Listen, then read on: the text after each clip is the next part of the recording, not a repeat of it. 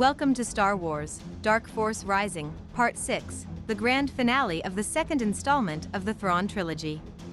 Grand Admiral Thrawn's Star Destroyer blasts the Coral Vanda. Han uses the opportunity to defeat Farrier's Wraith standing watch over him. He meets up with Lando and they run for the escape pods.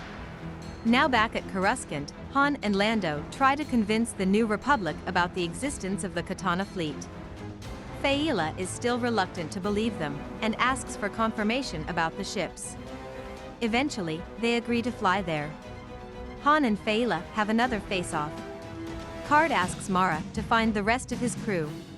He also gives Leia the coordinates for the Trogan system, and asks her to send a team ahead of time before Fey'yla gets to the site. Han, Luke and Wedge Antilles head to the location and find a Dreadnaught, which they enter. As they explore the ship, an escort frigate, Quenthus, enters the system. The captain says they are under arrest. On the Quenthus, we see Fey'yla is in charge. After some arguing, Han cuts off communication, just as an Imperial Star Destroyer drops into orbit. Wedge and his rogue squadron, defying Fey'yla's orders, go in pursuit of the Imperial forces. When Leia challenges Fey'yla's orders, he pulls a gun on her. Aboard the Katana, Han wants to investigate some more but realizes the Imperials are landing on the ship. Back aboard the Quenthus, Karrde tells Leia that Fey'yla has his own priorities, and his own political survival is more important than the Republic. The Quenthus crew stage a coup against Fey'yla, arresting him and putting Leia in charge. Aboard the Chimera, Dark Jedi C-Both sends a message to Thrawn, asking for assistance. Thrawn and Pellaeon grow worried about the Dark Jedi's behavior and how he is controlling their crew. The Rogue Squadron rejoins the fight against the Imperials. Han, Luke and Lando hold off the stormtroopers aboard the Katana. Mara Jade and the rest of Karrde's crew join the fight. Senator Ben Iblis and his crew also join in, having received a message from Han on behalf of the New Republic. Leia realizes they are outnumbered and asks Karrde to get his crew out of the Dreadnought. They don't want to leave the Dreadnought to the Empire.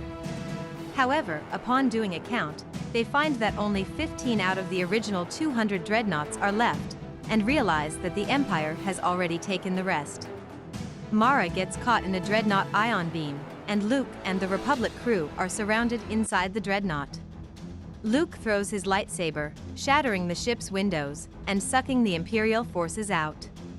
As they escape, they align the Dreadnought to head towards the Star Destroyer, blowing it up. Luke locates Mara using his force powers.